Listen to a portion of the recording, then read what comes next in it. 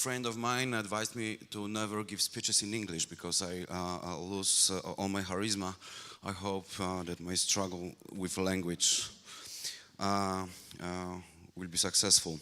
So we are working in Modern Poland Foundation on several different projects, and for the last 7 years I was engaged in a lot of struggles with the public administration and doing a policy work. The policy work on open educational resources and access to knowledge and access to government data, and some of those struggles were successful and some of those struggles were not. For example, in the field of the copyright, we are still in the wild. But my message today to all of you is, if you are engaged in watchdog activity and policy work, please stop focusing on that and begin working on the services and products for the people to use. And I will tell you why I think this is true. So I want to make a case for media literacy, and we need to begin with the democracy and freedom of speech. I mean, it's obvious for everyone that we cannot talk about democracy without the freedom of speech, without the ability to say what we want to say, without fear of being prosecuted and without fear of being exposed. And this is especially important not only in a public sphere, also in private sphere. This is important, that what we say to others is not being monitored, it's not being controlled, and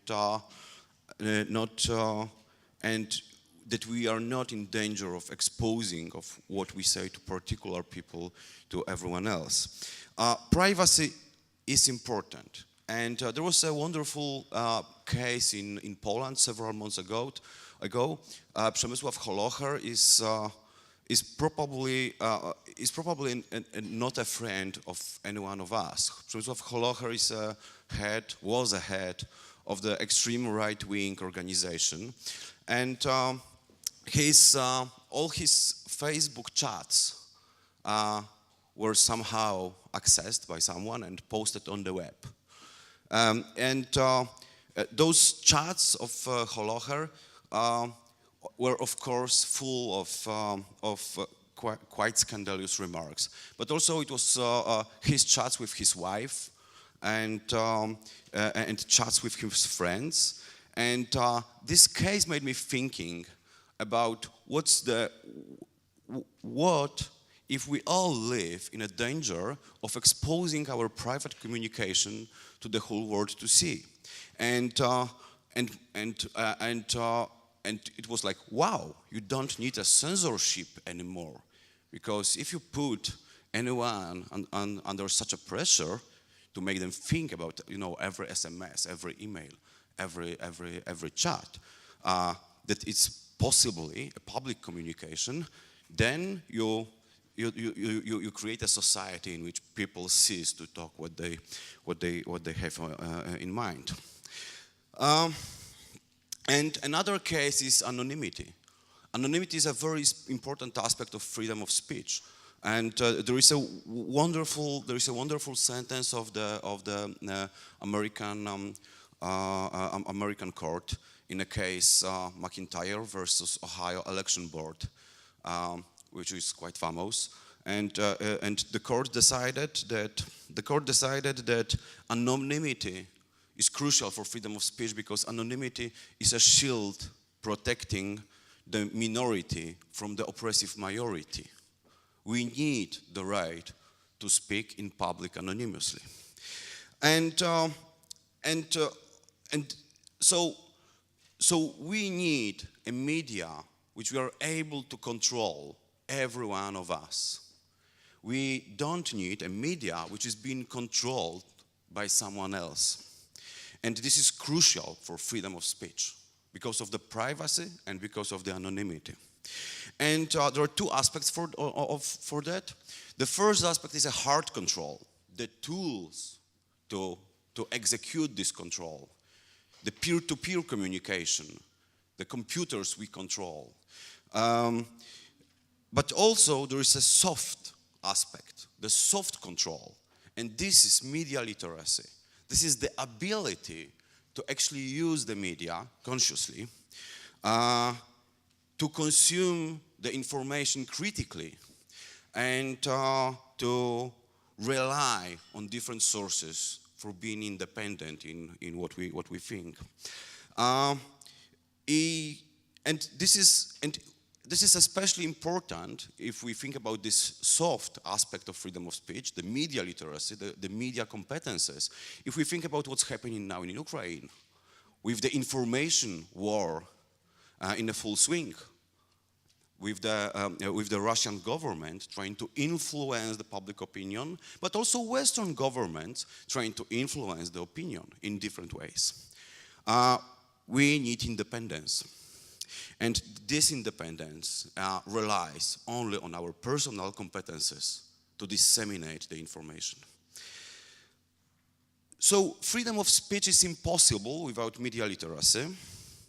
And this is why we engaged in a media literacy project. We began from basically writing a catalog of media literacy competences. This catalog is on the web, and it's translated into English and into Russian as well. It was quite popular in Russia, which made me happy, actually. And we began working on educational resources for media literacy, covering all the aspects of using the information, of using communication technologies.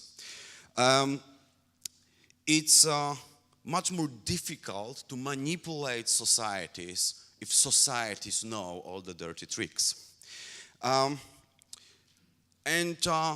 There is also a beautiful example, a beautiful or nasty example for that. In the last several months, we have seen a huge influx of pro-Russian comments on major Polish forums. And it was just a week ago when we finally found out what's happening. All those comments come from computers with foreign IPs from all the countries in the world except Russia.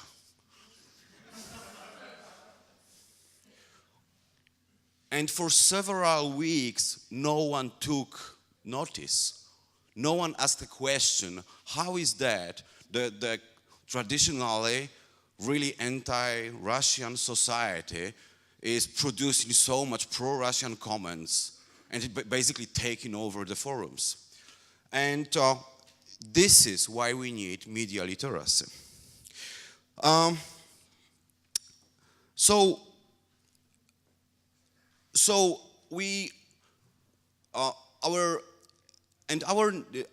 second biggest project in Modern Poland Foundation is the Internet Library. It's the most popular internet library in Poland, with millions of users per year.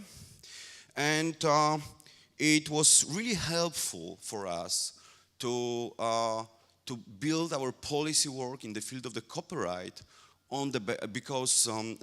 because we do have a working project for real people, which is useful to the people. And what's the connection between copyright and media literacy? This is quite serious, I think. We live in a world where the communication is being controlled more and more. And the peer-to-peer communication, straight from my computer to your computer, is in the last 10 years basically ceased to exist. We all rely on the intermediaries now. There are, I would say, two kinds of those intermediaries. There are, of course, communication services, think Facebook, in business models which rely on appropriating our data and monetizing it. And then there are these different kind of intermediaries which rely on the legal control of the information, on the copyright, to monetize the access to information. Think Apple or Amazon Kindle services. And the gap between those two is narrower and narrower with every year. There is not much space left for us to communicate, exercising our right to privacy and anonymity. So I think those are the most important struggles we do have as a democratic societies to take on. And my call for everyone here is please work on hard tools, the services and products to use, work on soft tools, work on education, and build the policy proposals on top of that. Thank you very much.